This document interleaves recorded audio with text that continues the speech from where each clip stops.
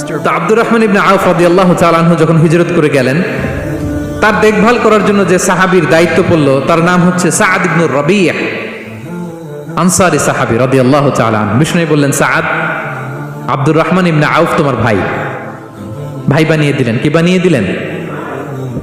তুমি তাকে take care করবে, সে হবে তোমার মেহমান। সুবহানাল্লাহ।